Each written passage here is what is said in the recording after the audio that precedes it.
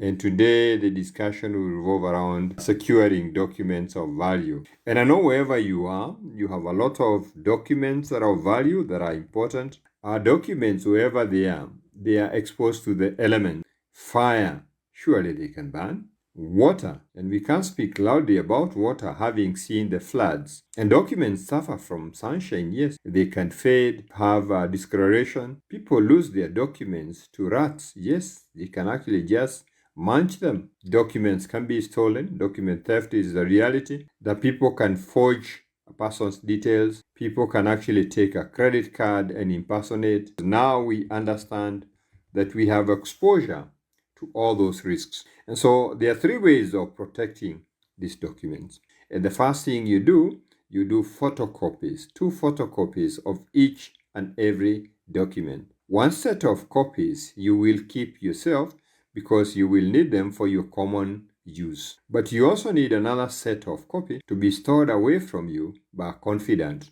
The second thing we will do, we will actually have e-copies or virtual copies. Every document will be scanned and stored in the cloud. And that means you can actually email it to yourself because that's the most efficient way of sending everything to the cloud. And the third way of dealing with them is looking for custodial services. We need to look out for somebody who has an ability to keep them much more safe than I can keep them. And so I'm looking for those people who, as part of their business, they have a safe. One set of people who have that is your lawyer. The other group of people who have that is your bank. And your bank will tell you how much they will charge you and what are their terms and conditions. There are also specialized companies, documentation companies, that can keep these documents. Once you have settled on the person that you have chosen, now get ready to put them together and take them to that person or institution. The first set of documents that you can actually think about is what you call your personal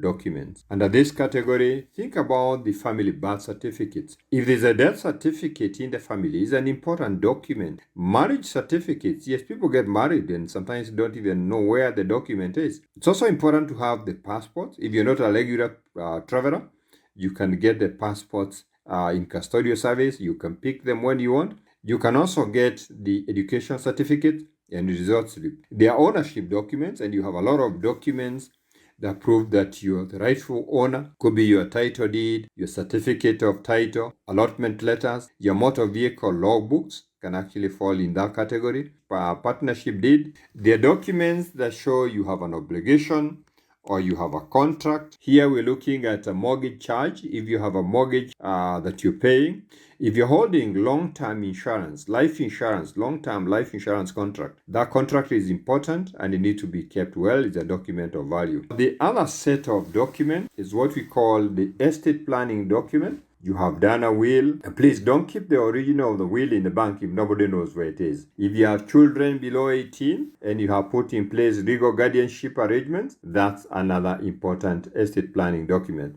Remember, you have a whole complete set of copies, and obviously you have other documents. So we need to think about now, what do we do with the ones that are not originals, the ones we did photocopies, the one we did not give a confidant. What do we do with that? On a day-to-day basis, you will be needing documents quickly. You can put them in a physical file, you can put them in a soft copy file, and here we have what we call the home active file.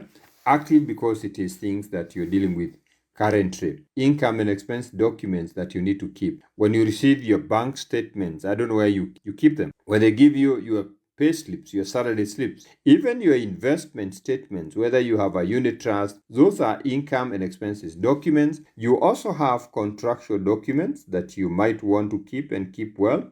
Physical copies of your loans. When you go out and you buy an equipment and you're given the guarantee, you need to keep that guarantee well. For the insurance contract for your car, maybe your house insurance, your accident insurance, your medical insurance, it's good to keep that document that shows membership, that shows terms and conditions. Family health records are important to keep. Copies of your education certificates, copies of your identification documents. You need to keep receipts for the small things that you have insured. You've insured your phone, because when you have a claim, your insurance company will actually ask you to prove you actually had the item.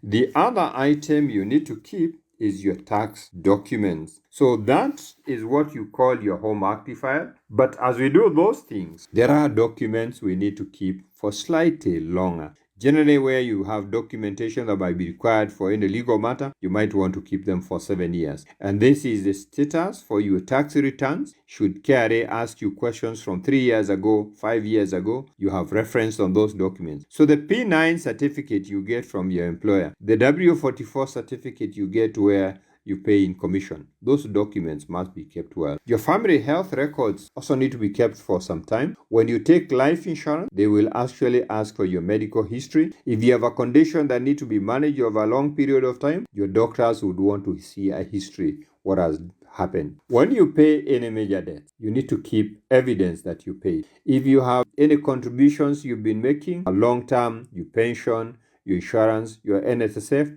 you need the evidence. And here I'm inviting you as your coach in your finances, like I've done for many people over many years. Send a text to 0708 150 137. 0708 150 137. And a lot of these things we've discussed are very well covered. The book I've authored is called Wallet Words.